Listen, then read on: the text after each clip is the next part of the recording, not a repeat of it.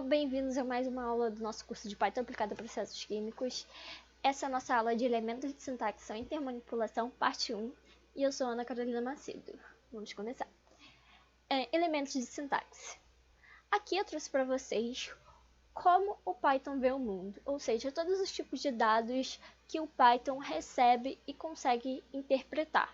E aqui eu até trouxe junto com o nome, do tipo de dado, a forma que o Python entende ele.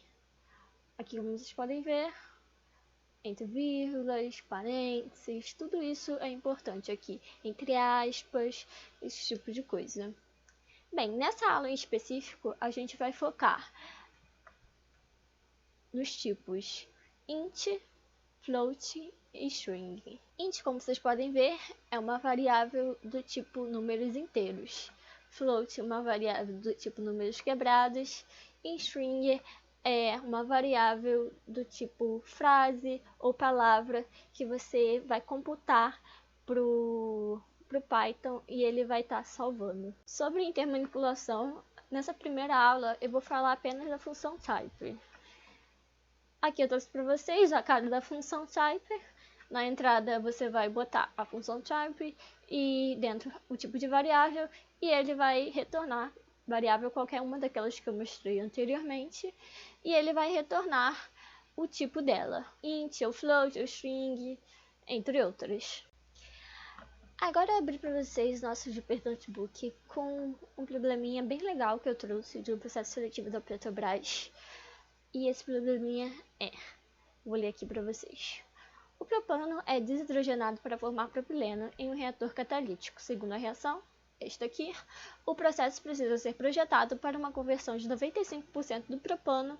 Os produtos da reação são separados em duas correntes. A primeira, que deixa o reator, que contém H2, hidrogênio, propileno e propano. A segunda, que contém o resto de propano não reagido propileno, é reciclada de volta para o reator. O que ele quer? A composição molar do propileno no produto. Eu trouxe aqui embaixo um esqueminha para vocês entenderem o que está acontecendo aqui nesse problema. A sacada desse problema é considerar apenas a entrada antes do ponto de mistura, essa aqui, e considerar a saída. Tá, para começar um problema, a gente tem que anotar as variáveis que a gente tem. Nesse caso, ele só dá a variável aqui, que é 95% de propano, de conversão de propano. Vamos adotar isso. Geralmente, variável conversão, a gente bota x, x de C3H8, que é o nosso propano, é igual a 0,95. Agora, o que ele quer? Composição molar. Então, a gente está falando sobre o número de mols. Então, bora anotar o número de mols da nossa entrada e da nossa saída. Tá. Número de mols. Aqui na nossa entrada temos apenas propano. C3H8 na entrada é igual a... Vamos discutir isso daqui a pouco. Agora, próxima variável. Número de mols. C3H8 é igual... Próxima. Número de mols do C3. Opa. Aqui eu esqueci de botar na saída. Número de mols de C3H8, H6 na saída é igual. Número de mols de H2 é igual. Bem, o que a gente precisa fazer? A gente não tem quantidade de mols na entrada, então a gente vai considerar um mol como base de dado.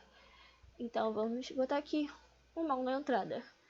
E sabemos que a conversão é de 0,95.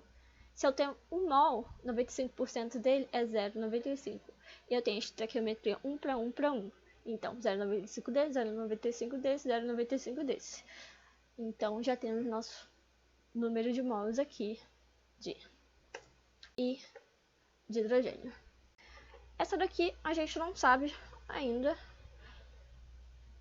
que é algo que a gente vai ter que calcular. Eu vou botar aqui variável desconhecida. Agora eu vou dar uma pausa na resolução desse problema, só para falar um pouquinho e exemplificar aquela função que eu apresentei anteriormente, que é a função type. Temos aqui nossas variáveis e eu vou puxar a função type. Vou escolher aqui essa primeira variável, que passar para cá, e vou pedir para ele dizer que tipo de variável é essa. E ele respondeu para mim float, que é aquela variável de números quebrados. A próxima, vamos ver que tipo ela é. E ele vai devolver para a gente int, que é uma variável número inteiro. Essa aqui de baixo, vamos descobrir. str, que é aquela variável string que eu tinha comentado também. Bem, eu vou encerrar essa aula por aqui, para ela não ficar tão extensa, e na próxima aula eu vou continuar esse exercício com vocês, para a gente poder aplicar as outras funções que está lá no nosso ementa. Espero vocês na próxima aula, e até!